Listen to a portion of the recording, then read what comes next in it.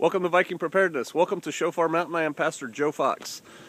I got a message the other day that was similar to others I have received in the past, and I want to talk about that. Now, I'm going to use more straightforward words. The person who sent me this latest message meant it nicely and honestly, and I'll probably be a little bit more harsh in my telling of it. But basically, what he said was, "Hey, I'm so disappointed in you that you're taking a job off of Shofar Mountain, off the land. And I really thought that if somebody was going to show us how to do it, you were going to show us how to live outside of the system without making money. That's one. And then two, you obviously need money, so how are you going to live when the whole system collapses and there is no money?" That's a fair series of questions. And let's address it like this. Everything takes time and money, to one degree or another. And you see this road right here? I could have built this road using an axe and an iron bar and a shovel and a sledgehammer to pound big rocks into little rocks to put that gravel on there. I could have done that. And if I'd started that a year ago when we moved to the land, I would still be working on it and that road wouldn't be there. Okay, and so what I did instead is I hired a bulldozer to come in and plow this road out of the way, and then I hired a truck to bring gravel in, and they laid gravel down, and then they spread it with another bulldozer, and that took money, right? But it saved me heaps of time. Lots of time is what it saved me. Now, food. We are not independent yet on food. We're trying, we're learning. And we're doing a variety of methods, which I've detailed in other videos. But the bottom line is the Shofarians are still buying food, especially now, in the wintertime, because we certainly did not grow enough food last year to put up to get us through this winter. Is that our goal? Yes, that's our goal. Our goal is to produce not only enough to see us through till the food starts coming again, but to have surplus to share with others and maybe barter and that kind of thing. And so we're working on that. Houses. I know a guy, Alex Summerall, who does This Cobb House, I think it's called. And, he teaches how to build housing out of just dirt and sand and, clay and straw. Most people who use that method, they buy the sand, they buy the straw. All right, so that takes money. Could you do it without that? Sure, you could. You could go harvest your own straw somewhere. Just takes time. Instead, I'm building a house with 2x4s, right? Why am I building with 2x4s? I have all these trees out here that I could cut down. Yeah, because one, I want the house up now. I wanted the house up 2 months ago. And so it saves time by spending money. But then that's money I have to make somehow. And so it's all a trade-off. Everything's a trade-off.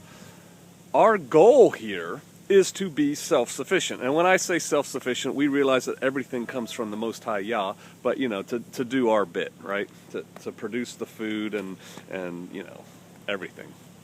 A lot of the outbuildings we're going to build, we are going to build out of natural materials, stone and logs and trees and things like that. But right now, you can see some outbuildings back here. Hey, we built that with siding and 2x4s and everything else. Again, that costs money. And so, yeah, we need to make money. So there's that. Number two, what are you going to do when the economy fails?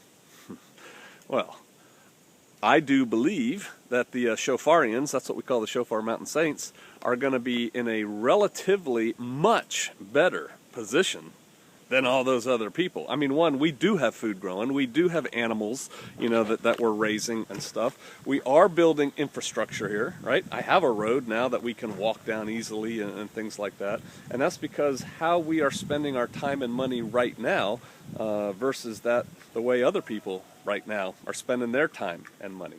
And so when there are no jobs to be had, when there is no money to be made, we'll be in a much better position. And, hopefully Yah gives us enough time that we can have this place develop to the point where it's a fairly seamless transition. And so, yeah, we still work, to varying degrees. None of us have a full-time job. We need money. We go make money. We bring it back. We work on the land. We would all like to not have to work off the land, all of us. But the reality is, right now, we have to. I mean, Guys, that's reality. You know, I'm not here sugarcoating it or telling you anything else. And so there's that. If you want something, you gotta work for it. There is no Shangri-La out there. There's no Garden of Eden waiting for you. You know, when we read in the Word that the woman, that's the church, flees to the wilderness to a place prepared for her by the Most High Yah, how do you think he's preparing that place? Think it's going to be magic? He's just going to go, poof, there's a place for you to go to? Or do you think he's going to do it through the hard work, sweat, and effort of others who are doing his will? That's what I think. So, hey, don't give up hope, y'all. We're out here. We're doing it. I woke up in my little camper trailer today, and it was, what did my wife say? I don't want to lie to you. It was 1 degree outside. I think she said 38 degrees. So it wasn't freezing, you know, in my little camper.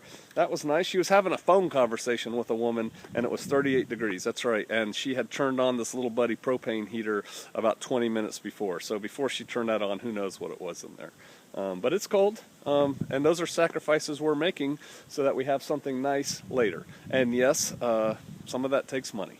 And to get money, I don't rob banks, and it's not like y'all are pouring donations into Shofar Mountain, you know, and some of you have, and, you know, bless you for it, and I thank you for it. But come on, the reality is I got to go out there and make some money. And so that's what I do, that's what others do, and hopefully that's what you're doing, right? All right, if you have any more questions, you can email me. You can visit my sites at vikingpreparedness.com. Check them out. And shofarmountain.com, another site we have up and running. And I will see you out there.